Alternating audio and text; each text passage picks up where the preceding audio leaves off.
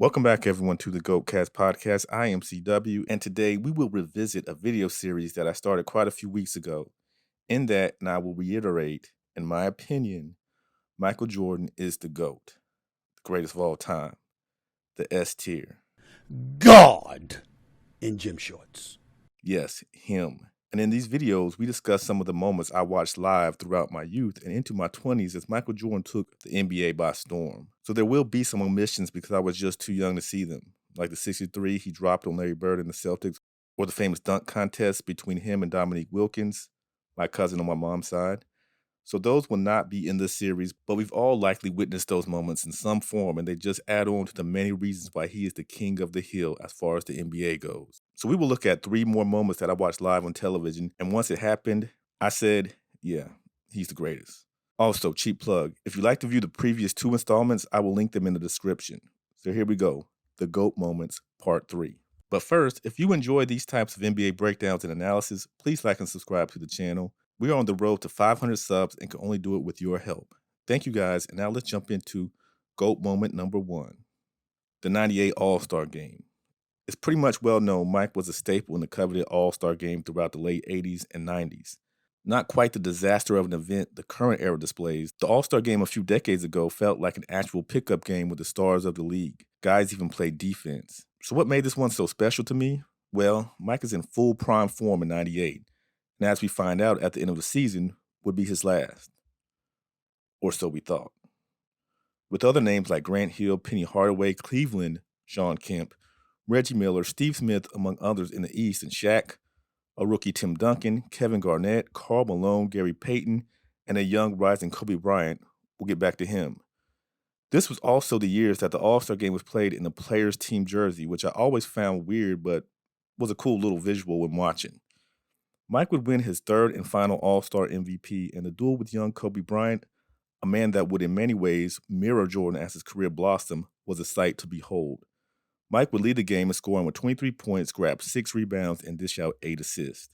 Just watch him light up the scoreboard against some monsters in the West: Shaq, KG, Malone, Payton, David Robinson, Kobe, and Tim Duncan, all solid defensive players, was just magnificent to see.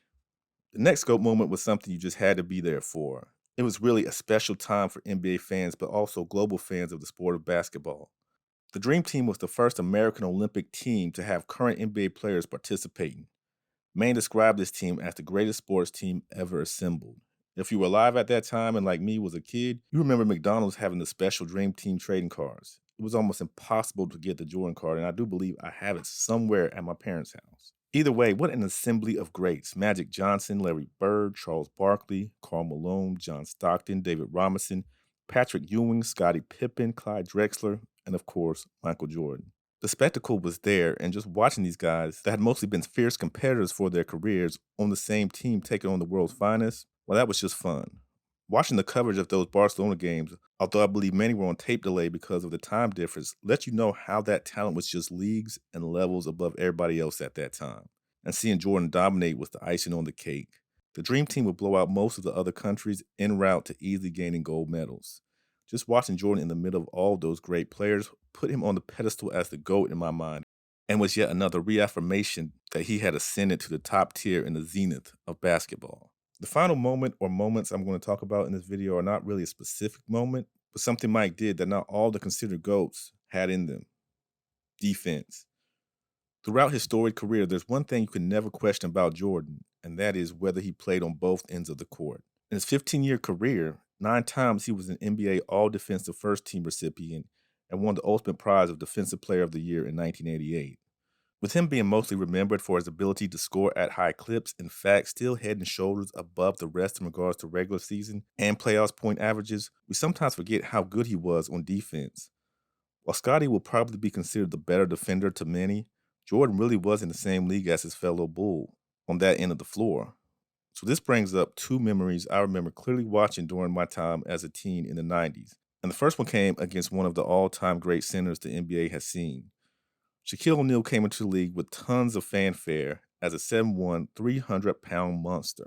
So when Jordan's Bulls faced off against Shaq's Orlando Magic in their first meeting in the 92-93 season, all eyes were glued to the potential of them mixing it up at some point, and Jordan struck first blood. As a massive rookie center was smothered by that Bulls defense, he attempted to take it up, and Jordan sent it sailing the opposite way, getting the jump on him. Meanwhile, Exhibit 2 was against another incoming legend. As in the 97-98 season, Jordan and those legendary Bulls took on David Robinson and probably the greatest power forward of all time, rookie Tim Duncan in San Antonio. Much like Shaq, after 6'10", Big Fundamental sailed in, arm extended for what looked like an easy layup, the GOAT swarmed in, sending his shot sailing into Tony Kukoc's hands for a fast break. I know maybe not the defensive plays that some would consider when highlighting Jordan. Back then, I was just awestruck at someone 6'6" having the air underneath him to get up and reduce those larger-than-life players to his size. It was just something I loved to see and really stamped the GOAT status to his name. So there's 3 more GOAT moments I've witnessed live on television. And I know there are those that think there are a few guys that could challenge Jordan for his throne, and if so, we can debate about it, but for now, I believe he has etched his name for that prize, and it will take a lot to take that from him. But how about you all? Were these some moments that you remember, or are there others that you would like to comment on? If so, hit me up in the comments section. And if you want to ascend to GOAT status like number 23, please hit that like and subscribe button to help the channel grow. We're inching in on 500, and I really appreciate you all.